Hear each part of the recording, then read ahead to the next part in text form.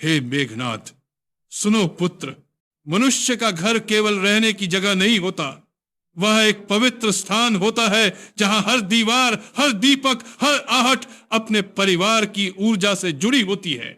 घर की यह ऊर्जा हमारी सोच, हमारे कर्म और हमारे भाव से निर्मित होती है। इसीलिए इस स्थान को स्वच्छ और पवित्र बनाए रखना सबसे बड़ा धर्म है। परंतु हे मेघनाथ, जब तुम किसी ऐसे बच्चे को अपने घर में आने देते हो जिसके माता पिता तुम्हारे प्रति ईर्ष्या या द्वेष रखते हैं, तब तुम अनजाने में अपने घर की शांति को भंग कर देते हो। वह बच्चा भले मासूम हो, लेकिन वह अपने घर की ऊर्जा लेकर चलता है, और अगर उस घर में जलन या द्वेष है तो वह नकारात्मक शक्ति तुम्हारे द्वार तक पहुंचती है। हर घर की अपनी एक अदृश्य तरंग होती है। कुछ घरों में प्रेम और सद्भाव की तरंगें उठती हैं, तो कुछ घरों में ईर्ष्या, तृष्णा और कलह की। जब किसी ऐसे घर का बच्चा तुम्हारे घर में आता है जहां का वातावरण भारी और ईर्ष्यालु है, तो वह अपने साथ वही कंपन लेकर आता है। धीरे धीरे तुम्हारे घर की सकारात्मक शक्ति कमजोर होने लगती है बिना तुम्हारे जाने। यह संसार केवल दिखाई देने वाली वस्तुओं से नहीं, बल्कि ऊर्जा से संचालित है।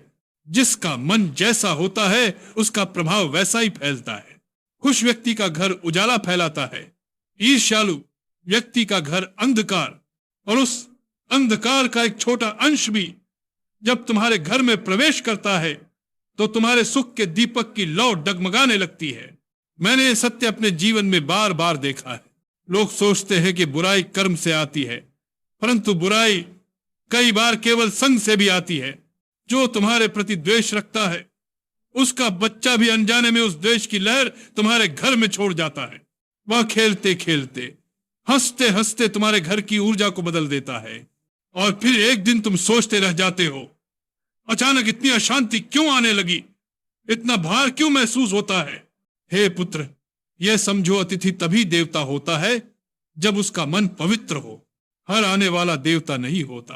कुछ लोग और उनके घर अपने भीतर ऐसी ऊर्जा रखते हैं जो दूसरों के सुख को सहन नहीं कर पाती, और वही भावना जब तुम्हारे द्वार से भीतर प्रवेश करती है तो तुम्हारी उन्नति में बाधा बन जाती है। इसलिए हे मेघनाथ, अपने घर के द्वार को केवल ताले से नहीं, विवेक से सुरक्षित रखो। जैसे मंदिर में कोई अपवित्र वस्तु नहीं ले जाई जाती, वैसे ही अपने घर में भी किसी अपवित्र भावना का प्रवेश न होने दो। पड़ोसी का बच्चा यदि ऐसे घर से आता है जहां तुम्हारे सुख से लोगों को जलन है, तो उसका कदम तुम्हारे द्वार के भीतर दुर्भाग्य लेकर आएगा। वह चाहे मासूम हो, लेकिन उसके साथ जो ऊर्जा आती है वह मासूम नहीं होती। घर को स्वच्छ रखना केवल झाड़ू पोंछे से नहीं होता, उसकी ऊर्जा को भी शुद्ध रखना पड़ता है। अगर तुम अपने घर में बार बार ऐसे लोगों या उनके बच्चों को आने दोगे जिनके मन में ईर्ष्या है, तो धीरे धीरे तुम्हारे घर की आभा मध्यम पड़ जाएगी। जहां पहले हंसी थी वहां कलह आ जाएगी, जहां पहले समृद्धि थी वहां चिंताएं पनपने लगेंगी, जहां पहले शुभ संकेत मिलते थे वहां अपशकुन शुरू हो जाएंगे। राज्य की रक्षा तलवार करती है, परंतु घर की रक्षा विवेक करता है। राजा के महल की दीवारें सोने की हो या पत्थर की, यदि उनमें नकारात्मकता प्रवेश कर जाए तो सुख टिक नहीं सकता। तुम्हें यह समझना होगा कि अपने घर में किसे लाना है और किसे नहीं। हर मुस्कान सच्ची नहीं होती, हर आगंतुक शुभ नहीं होता। कुछ लोग मुस्कुराते हैं पर मन में जलन भरी होती है, और उनके घर का बच्चा वही भाव लेकर चलता है। इसलिए हे पुत्र, पड़ोसी के बच्चे को अपने घर में कभी मत लाना यदि उसके घर में तुम्हारे प्रति द्वेष या ईर्ष्या हो, क्योंकि वह अपने साथ वही नकारात्मकता लाएगा जो उसके माता पिता ने पाली है, और वह ऊर्जा तुम्हारे परिवार की शांति को धीरे धीरे खा जाएगी। यह कोई अंधविश्वास नहीं, यह जीवन का अनुभव है।